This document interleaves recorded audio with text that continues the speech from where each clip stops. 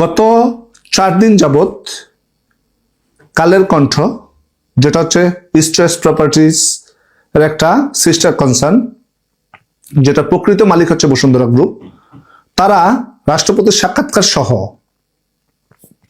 দখলদার ইউনূসের দুর্নীতিগুলো কারা কারা করেছে, তাদের উপদেষ্টাদের মধ্যে কে কে সরাসরি দুর্নীতির সাথে অভিযুক্ত, কত হাজার কোটি টাকা দুর্নীতি করেছে, সেগুলো নিয়ে একটার পর একটা রিপোর্ট ছাপাচ্ছে।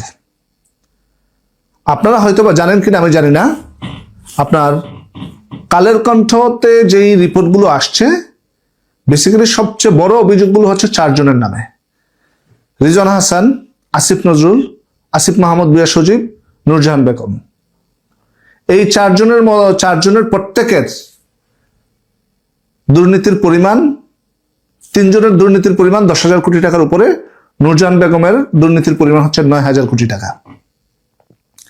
এখন আমার প্রশ্ন হচ্ছে, যারা স্বপ্ন দেখেছিলেন দখলদার ইউনূস আপনাদের দেশের ক্ষমতা নিয়ে আপনাদেরকে আপনাদের দুর্দিন থেকে বের করে আপনার দেশটাকে সিঙ্গাপুর অথবা উন্নত বিশ্বে পরিণত করবে, তাদের স্বপ্নে গুড়ে বালি দিয়ে তারা ব্যক্তিগতভাবে আপনার দেশ থেকে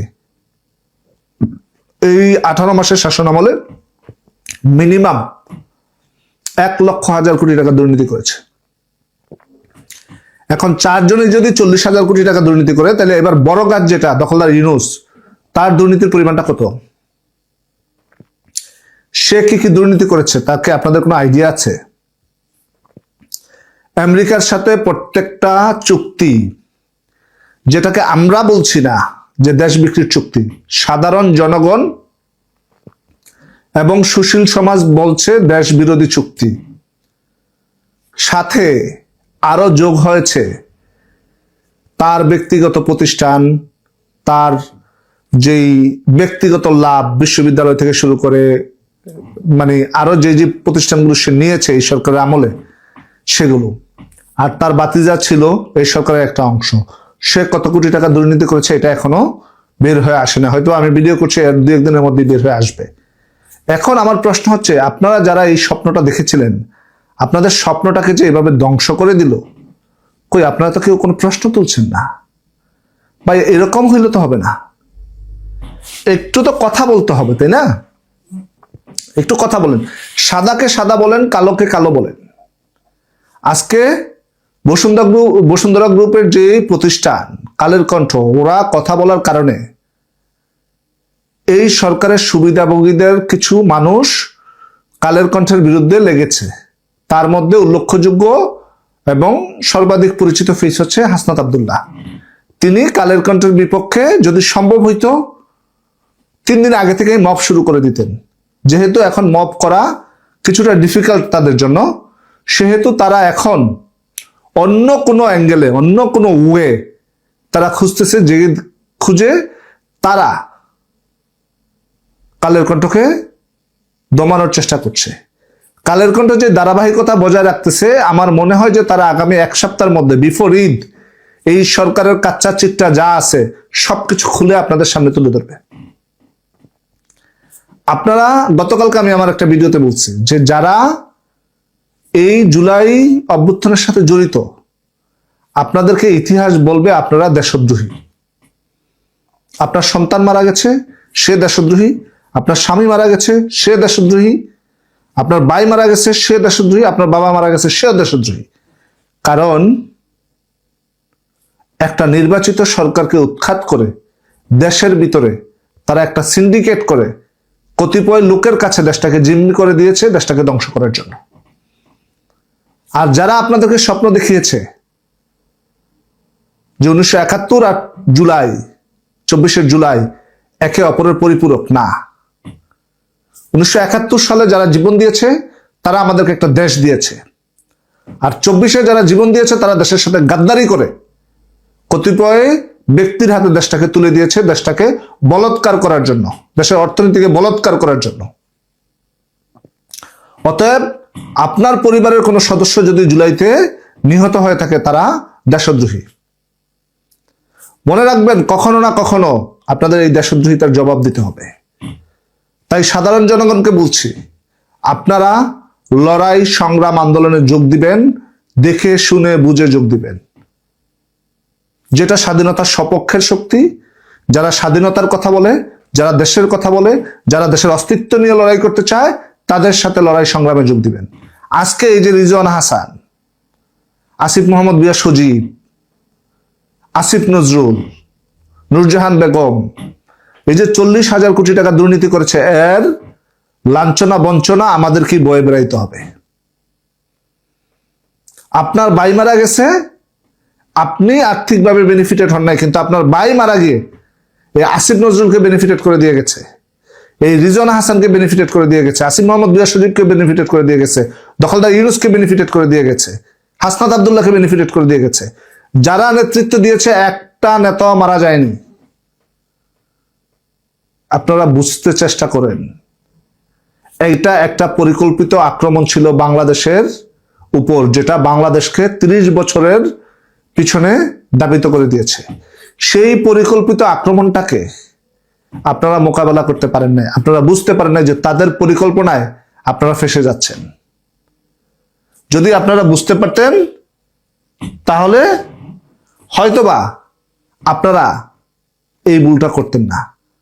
এই জন্য বলছি, আবারও বলছি, কোন লড়াই সংগ্রামে যোগ দেওয়ার আগে খুব সুন্দরভাবে চিন্তা করে দেখবেন, এটা কি স্বাধীনতার সপক্ষের শক্তি না কুচক্রী মহল। অবশ্যই সাধারণ জনগণ হিসাবে লড়াই সংগ্রামে যোগ দিবেন, কিন্তু সেটা স্বাধীনতার পক্ষের শক্তি এবং স্বাধীনতার কথা বলে, দেশ উন্নয়ন অগ্রগতি নিয়ে কথা বলে, দেশ বিক্রি করে দিবে না, এই সমস্ত ব্যক্তিদের কথায় আন্দোলনে যোগ দেওয়ার চেষ্টা করবেন। এর বাহিরে যখনই যোগ দেওয়ার চেষ্টা করবেন, তার জন্য আপনারা সারা জীবন এইরকম দেশদ্রোহিতার খেতাব নিয়ে বয়ে বেড়াতে হবে। আজকে রিজওয়ানা হাসান 11,000 কোটি টাকা, আসিফ নজরুল 12,500 কোটি টাকা, আসিফ মোহাম্মদ বিয়া সজীব আমার হিসাবে সে 17,000 কোটি টাকার উপরে দুর্নীতি করেছে। কালের কণ্ঠ তার এক্সাক্ট ফিগারটা এখনো প্রকাশ করে নাই, কিন্তু ধারণা দিয়েছে এটা 10,000 কোটি টাকার উপরে। নূরজাহান বেগম স্বাস্থ্য উপদেষ্টা ছিল, দখলদার ইউনুসের কথিত গার্লফ্রেন্ড, তিনি 9,000 কোটি টাকা দুর্নীতি করেছেন। তাহলে দখলদার ইউনুস কত হাজার কোটি টাকা এই দেশ থেকে নিয়েছেন? পুরা সিন্ডিকেটটা এই দেশ থেকে কত হাজার কোটি টাকা নিয়েছেন? আপনাদের কোনো আইডিয়া আছে? কাদের হাতে আপনারা দেশ দিয়েছিলেন? আজকে দেশটা কোথায় গিয়েছে? একবার চোখ বন্ধ করুন, চিন্তা করুন। আপনারা জননেত্রী শেখ হাসিনাকে ক্ষমতা থেকে নামিয়েছেন, নামিয়ে কাকে ক্ষমতায় বসিয়েছিলেন? যে শুধু 18 মাসে সোনার বাংলাকে ধ্বংস করে আমাদেরকে রাস্তায় ছেড়ে দিয়েছে। আমরা কি চিন্তা করেছি যে এই দেশ, এই মাতৃভূমি এত খারাপ অবস্থায় থাকবে? না, আমরা একটিবারের জন্য চিন্তা করিনি। কিন্তু এখন যা হয়েছে সেটা আমাদের নিয়ন্ত্রণের বাইরে চলে গেছে। আপনাদেরকে আবারও বলছি, আপনারা দয়া করে এই সমস্ত কুচক্রী মহল থেকে দূরে থাকবেন। দেশ গঠনে স্বাধীনতার সপক্ষের শক্তি হিসাবে বাংলাদেশ আওয়ামী লীগের পক্ষে থাকবেন। একমাত্র বাংলাদেশ আওয়ামী লীগই হচ্ছে স্বাধীনতার সপক্ষের শক্তি, যারা দেশ ও জনগণের কল্যাণের কথা বলার চেষ্টা করে। প্রফেসর ইউনূসের অন্তর্বর্তীকালীন সরকারের প্রধান তিনি নিজে এবং তার উপদেষ্টাদের শনির দশা একের পর এক তৈরি হচ্ছে। অবস্থা দৃষ্টে মনে হচ্ছে যে প্রধান উপদেষ্টা থেকে শুরু করে উপদেষ্টা পরিষদের অনেকেই শেষ পর্যন্ত বোধহয় রেহাই পাচ্ছেন না। দুদকের যে ভয়াবহ তথ্য প্রকাশিত হয়েছে গণমাধ্যমে, ইতিমধ্যে আপনারা যতটুকু জানতে পেরেছেন, হয়তো শিরোনাম ভিত্তিক জানতে পেরেছেন, কিন্তু তার গভীরে ঢুকলে যে ভয়াবহ তথ্য পাওয়া যায়, প্রধান উপদেষ্টা স্বয়ং, সাথে আসিফ নজরুল, রেজওয়ানা হাসান, ফাউজুল কবির খান, আসিফ মাহমুদ, মাহফুজ আলম, তাদের স্বাস্থ্য উপদেষ্টা, সব মিলিয়ে মানে হাজার হাজার কোটি টাকার দুর্নীতির অভিযোগ এখন দুদকে। দুদককে সত্যি সত্যি তাদের দুর্নীতির অভিযোগের তদন্ত করে তাদের বিরুদ্ধে গ্রেপ্তারি পরোয়ানা জারি করে দেশ ত্যাগে নিষেধাজ্ঞা জারি করে তাদের শাস্তির ব্যবস্থা করবে, নাকি দুদক হাত পা গুটিয়ে বসে থাকবে? সেই প্রশ্নটা তৈরি হয়েছে। বাংলাদেশের দুইটি গণমাধ্যম বাংলাদেশ প্রতিদিন এবং কালের কণ্ঠে যে চাঞ্চল্যকর তথ্য উঠে এসেছে, এই তথ্য উঠে আসার পরে প্রফেসর ইউনূস সরকারের উপদেষ্টাদের, বেশিরভাগ, সবাই না, বেশিরভাগ উপদেষ্টাদের আর বোধহয় বের হওয়ার কিংবা মানে বাঁচার কোনো ওয়ে থাকলো না। চলুন একটু ভেতরে ঢুকি।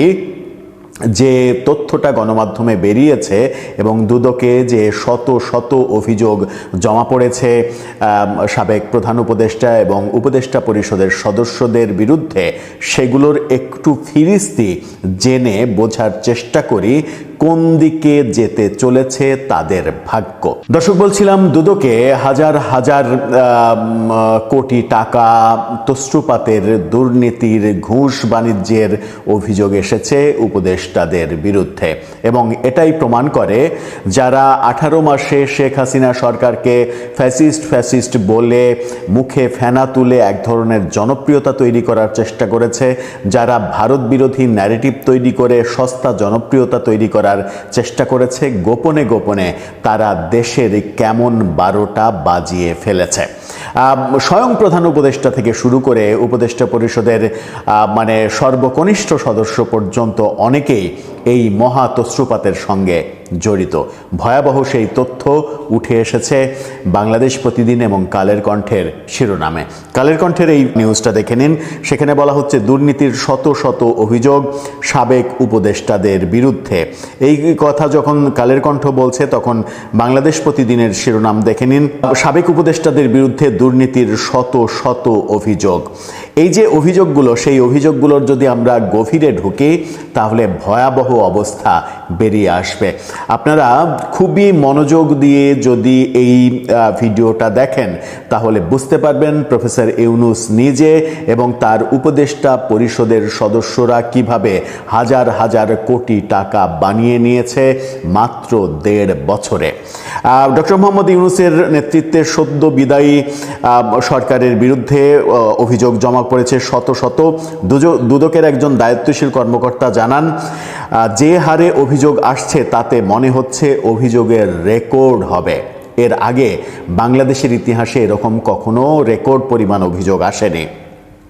অধিকাংশ অভিযোগে অভিযোগকারী নাম প্রকাশ করেননি, তবে কয়েকটি অভিযোগে অভিযোগকারী নাম পরিচয় উল্লেখ করেই লিখিত চিঠি দিয়েছেন দুদকে। দুদক সূত্রে জানা গেছে, দুদক অন্য সব অভিযোগ যেভাবে যাচাই করে এসব অভিযোগও একইভাবে যাচাই করা হবে। এদিকে টিআইবি পরিচালক ডক্টর ইফতেখারুজ্জামান বলেছেন, কেউ আইনের ঊর্ধ্বে নয়। অভিযোগ তদন্ত করে সত্যতা পাওয়া গেলে অবশ্যই তাদের বিরুদ্ধে ব্যবস্থা নেওয়া উচিত। সূত্র জানিয়েছে, সাবেক প্রধান উপদেষ্টা ডক্টর মোহাম্মদ ইউনূস সহ প্রায় সব উপদেষ্টার বিরুদ্ধে দুর্নীতির অভিযোগ উঠেছে, 2-1 জন বাদ দিয়ে। সাবেক প্রধান উপদেষ্টার বিরুদ্ধে একাধিক অভিযোগ জমা পড়েছে। এসব অভিযোগের মধ্যে রয়েছে গ্রামীণ টেলিকমের কর্মচারীদের অভিযোগ। গ্রামীণ ব্যাংকের কয়েকজন কর্মকর্তা ডক্টর ইউনূস কিভাবে নিজের নামে একটি ট্রাস্ট করে গ্রামীণ কল্যাণ এবং গ্রামীণ টেলিকমের অর্থ আত্মসাৎ করেছেন তার বিবরণ তুলে ধরেছেন। এই অভিযোগে বলা হয়েছে, আয়কর ফাঁকি এবং অর্থ আত্মসাতের জন্য ডক্টর ইউনূস তার নিজের নামে একটি ট্রাস্ট গঠন করেছেন। মানে সব কিছুতেই তার হচ্ছে ট্রাস্ট গঠনের স্টাইল। ট্রাস্ট গঠন করলে কর দিতে হয় না, ট্রাস্ট গঠন করলে ওই ট্রাস্টের নামে যে টাকা আসে সেই টাকায় কর মুক্ত টাকাগুলো রাখা যায় এবং সেই টাকাগুলো ইচ্ছা মতো নিজের জন্য খরচ করা যায়। এই ট্রাস্টের একমাত্র কাজ হলো ডক্টর ইউনূসের যে ট্রাস্ট করেছেন তিনি নতুন, সেই ট্রাস্টের একমাত্র কাজ হলো ডক্টর ইউনূসের পরিবারের দেখাশোনা করা। এভাবে ডক্টর ইউনূস বিপুল পরিমাণ আয়কর ফাঁকি দিচ্ছেন বলে অভিযোগে উল্লেখ করা হয়েছে। আর 666 কোটি টাকা কর মওকুফের ইতিহাস তো আমরা জানি। এছাড়া প্রধান উপদেষ্টার দায়িত্ব পালনকালে ডক্টর ইউনূস বিপুল পরিমাণ অর্থ বিদেশে পাচার করেছেন বলেও একাধিক অভিযোগে দাবি করা হয়েছে। সাবেক আইন উপদেষ্টা আসিফ নজরুলের বিরুদ্ধে দুর্নীতি ও অর্থ পাচারের 1 ডজনের বেশি অভিযোগ জমা পড়েছে। এসব অভিযোগের মধ্যে রয়েছে মামলা বাণিজ্য, জামিন বাণিজ্য, বিচারক পদায়ন ও অন্যান্য দুর্নীতি। বিচারক সহ বিভিন্ন নিয়োগ বাণিজ্যও তিনি করেছেন। একটি অভিযোগে দাবি করা হয়েছে যে আসিফ নজরুল জামিন বাণিজ্য করে কোটি কোটি টাকা আত্মসাৎ করেছেন। এই অভিযোগে একটি শিল্প গ্রুপের সিইও জালিয়াতির মাধ্যমে ভাই ও বোনের সম্পত্তি আত্মসাৎ করেন। ছোট বোন তার বিরুদ্ধে মামলা করে, পিবিআই মামলা তদন্ত করে জালিয়াতির প্রমাণ পায়। আসামির বিরুদ্ধে গ্রেপ্তারি পরোয়ানা জারি করা হয়, কিন্তু আসিফ নজরুল 20 কোটি টাকা নিয়ে ভিআইপি আসামিকে জামিন দেওয়ার নির্দেশ দেন। গান বাংলা টেলিভিশনের তাপসের জামিন আসিফ নজরুল বিপুল অঙ্কের অর্থের বিনিময়ে করিয়েছেন বলে অভিযোগ করা হয়েছে। এ সংক্রান্ত তথ্য অভিযোগের সঙ্গে যুক্ত করা হয়েছে। এভাবে আসিফ নজরুল 18 মাসে টাকার বিনিময়ে বহু জামিন করিয়েছেন বলে অভিযোগ করা হয়েছে দুদকে। এছাড়া আসিফ নজরুলের বিরুদ্ধে পদায়নে দুর্নীতির অভিযোগ করা হয়েছে। ঢাকা এবং আশেপাশের এলাকায় বিচারক বদলিতে আসিফ নজরুল 50 লাখ থেকে 2 কোটি টাকা পর্যন্ত নিয়েছেন প্রতি বিচারকের কাছ থেকে। সাব রেজিস্ট্রার পদায়নে তার বিরুদ্ধে কোটি কোটি টাকার দুর্নীতির অভিযোগ রয়েছে। আসিফ নজরুল উপদেষ্টা হিসেবে দায়িত্ব গ্রহণের পরই উত্তরা, বাড্ডা, গুলশান, সাভারের মতো লাভজনক এলাকায় সাব রেজিস্ট্রার বদলি করেন। এসব বদলি বাণিজ্যের মাধ্যমে তিনি কোটি কোটি টাকা হাতিয়ে নিয়েছেন। পরিবেশ উপদেষ্টা রিজওয়ানা হাসানের বিরুদ্ধে অন্তত 8টি অভিযোগ এখন পর্যন্ত জমা পড়েছে। এর মধ্যে পরিবেশ অধিদপ্তরের একাধিক প্রকল্প থেকে অর্থ আত্মসাৎ করেছেন তিনি, এই অভিযোগ রয়েছে। এছাড়া রিজওয়ানার বিরুদ্ধে অন্যের সম্পত্তি জোর করে দখল করার অভিযোগ রয়েছে। একটি অভিযোগ পাওয়া গেছে তার স্বামীর বিরুদ্ধে। রিজওয়ানার স্বামী আওয়ামী লীগ সরকারের সাবেক বিদ্যুৎ প্রতিমন্ত্রী নসরুল হামিদের সম্পত্তি রক্ষণাবেক্ষণের দায়িত্বে আছেন কিনা তা তদন্ত করার জন্য দুদককে অনুরোধও জানানো হয়েছে। সাবেক জ্বালানি উপদেষ্টা ফাউজুল কবির খানের বিরুদ্ধে সামিট গ্রুপের কাছ থেকে বিপুল পরিমাণ অর্থ হাতিয়ে নেয়ার অভিযোগ জমা পড়েছে দুর্নীতি দমন কমিশনে। এছাড়া বিভিন্ন বেসরকারি বিদ্যুৎ কোম্পানির সঙ্গে অবৈধ লেনদেন তিনি করেছেন, সেই অভিযোগও দুদকে এসেছে। স্বাস্থ্য উপদেষ্টা প্রফেসর ইউনূসের খুব কাছের মানুষ, প্রফেসর ইউনূস কোটায় যিনি কোনো যোগ্যতা না থাকা সত্ত্বেও স্বাস্থ্য উপদেষ্টা হয়েছেন, সেই স্বাস্থ্য উপদেষ্টার বিরুদ্ধে টেন্ডার জালিয়াতি, হাসপাতালে কেনাকাটায় অনিয়ম এবং দুর্নীতির হাজার হাজার কোটি টাকার অভিযোগ উঠেছে। একটা অভিযোগে দেখা যায় যে প্রায় 9,000 কোটি টাকা তিনি একটি প্রকল্প থেকে মেরেছেন। তবে সবচেয়ে বেশি অভিযোগ উঠেছে সাবেক ছাত্র উপদেষ্টা আসিফ মাহমুদ সজীব ভুঁইয়ার বিরুদ্ধে। দুদকের একটি দায়িত্বশীল সূত্র জানিয়েছে আসিফ মাহমুদের বিরুদ্ধে প্রায় 1,000 কোটি টাকার দুর্নীতির অভিযোগ রয়েছে। এর মধ্যে বেশিরভাগ অভিযোগই ভুক্তভোগীরা নাম ঠিকানা সহ করেছেন। এর ক্ষেত্রে নিজেদের নাম প্রকাশ করতে কেউ দ্বিধাবোধ করেননি। ঘুষ নিয়ে কাজ না দেওয়ার অভিযোগের সঙ্গে তথ্য প্রমাণও দেয়া হয়েছে। ঘুষ নিয়েছেন কিন্তু কাজ দেননি। আসিফ মাহমুদের বিরুদ্ধে বিদেশে অর্থ পাচার এবং বেআইনি বিটকয়েন লেনদেনের অভিযোগও রয়েছে। সাবেক তথ্য উপদেষ্টা মাহফুজ আলমের বিরুদ্ধে টিভি চ্যানেলের লাইসেন্স প্রদানে ঘুষ গ্রহণের অভিযোগ করেছেন একজন। এভাবে প্রায় সব উপদেষ্টার বিরুদ্ধেই অভিযোগ জমা পড়েছে। দুদকের সূত্রগুলো সেই তথ্য দিয়েছে। এসব অভিযোগ যাচাই বাছাই করা হয়েছে। ট্রান্সপারেন্সি ইন্টারন্যাশনাল টিআইবির নির্বাহী পরিচালক ইফতেখারুজ্জামান বলেছেন, যদি তাদের বিরুদ্ধে প্রাথমিক তদন্তের দুর্নীতির তথ্য পাওয়া যায়, সেগুলো আমলযোগ্য হলে তার তদন্ত করে বিচারের মুখোমুখি করতে হবে। অভিযোগের সত্যতা পেলে দৃষ্টান্তমূলক শাস্তির ব্যবস্থা করতে হবে। আগেও কোনো উপদেষ্টার দুর্নীতির অভিযোগ উঠেছিল, সে সময় কিন্তু দুদকের তেমন কোনো কার্যক্রম চোখে পড়েনি। অর্থাৎ ওই সরকারের আমলে বিভিন্ন উপদেষ্টার ব্যাপারে দুদকে অভিযোগ পড়েছিল, কিন্তু দুদক সরকারের ক্ষমতার কারণে কোনো ধরনের কোনো ব্যবস্থা নিতে পারেনি। আমরা দেখেছি আসিফ মাহমুদ সজীব ভুঁইয়ার যে পিএস মোয়াজ্জেম, তার 350 কোটি টাকা দুর্নীতির ব্যাপারে মামলা দুদকে, কিন্তু দুদক তার ব্যাপারে কোনো ধরনের পদক্ষেপ এখন পর্যন্ত নেয়নি, শুধুমাত্র দেশ ছাড়ার নিষেধাজ্ঞা দিয়ে রেখেছে। আমরা দেখেছি ফয়েজ আহমেদ তৈয়ব, প্রধান উপদেষ্টার বিশেষ সহকারী, তার বিরুদ্ধে শত কোটি টাকা দুর্নীতির অভিযোগ রয়েছে। সেই ব্যাপারে দুদক নিশ্চুপ থেকেছে। তার সরকারের আমলেই এই অভিযোগগুলো ছিল। আসিফ মাহমুদ সজীব ভূঁইয়ার আমলেই সরকারে থাকা অবস্থায় অভিযোগ রয়েছে। মাহফুজ আলমের নামে টিভি চ্যানেলের পত্রিকার লাইসেন্স দিয়ে টাকা নেওয়ার সহ তার ভাই বিদেশে টাকা পাচার করার এই অভিযোগগুলো তিনি দায়িত্বে থাকতেই এসেছে।